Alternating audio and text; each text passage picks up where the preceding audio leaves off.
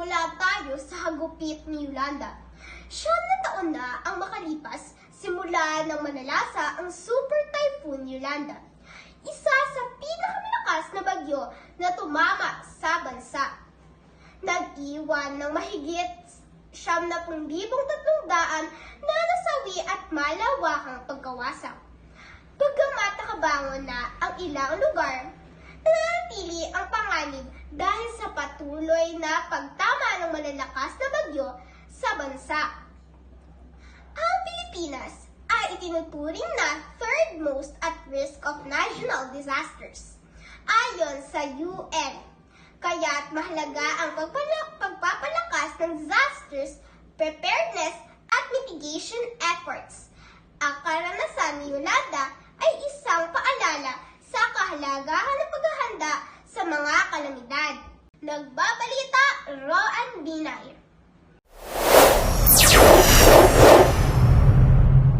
Magandang hapon sa iyo, Milka. Dito nga pala po sa Tacloban, Leyte ay sobrang lakas ng bagyo. Ang bilis po pala ng hangin ngayong hapon ay 180 km per hour. Sobrang taas na din po pala ng baha dito. Magsilong at iwasan lumabas. Marami na ring nabiktima ng bagyo. Tinatayang mga nasa 2,300 ang nasaksihang patay. Nagbabalita, Roan. Balik sa'yo, Milka. Sunod naman nating pag-uusapan ay tungkol sa isang patay at isang nasugatan na nangyari sa Tandang Sora, Quezon City. Nagbabalita, Enrico Nicolas.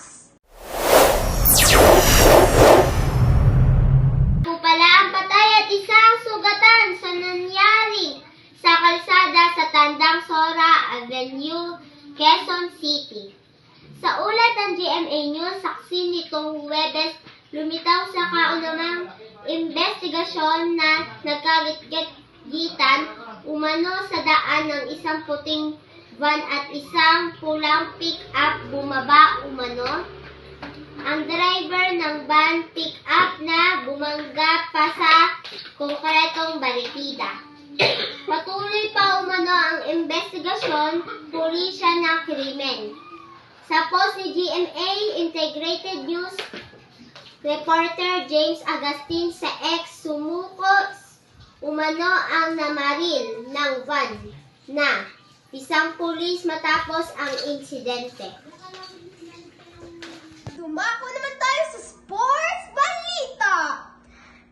Nanggulat ang 19 anyos na Pinay tennis player na si Alexandra Ayala nang pataubin niya sa kanilang laban sa Miami Open nitong linggo ang 50th seeded American na si Madison Keys at siya ring kampiyon sa Australian Open.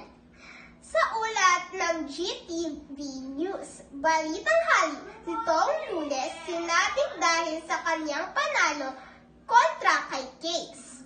Pasok na si Ayala sa final sa ng Miami Open sa third round ng laro. Nakuha ni Ayala ang upset win laban kay Keys sa score na 6-4, 6-2. Ito ang unang pagkakataon na may Pinay na tumalo sa isang world-ranked top 10 players sa women tennis. Sunod na makakalaban ni Ayala si Paula Badosa ng Spain para sa quarterfinals. Nag-post naman ang tennis superstar na si Rafa Nadal ng pagbati kay Ayala sa kanyang panalo kontra kay Keys. Congratulations, Alex! What a great win for you and for larawan ng Philippine flag na may kasamang clap emoji. Saan ni Nadal?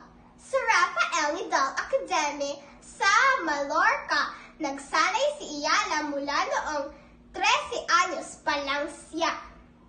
Sa ulat panahon, malaking bahagi ng bansa kasama ang Metro Manila ang nakakaranas na maayos na panahon ngayong araw ng Martes. Base sa weather. Mamayang hapon at gabi, higit sa aasahan ng mga ulan lalo na sa Luzon at Mindanao.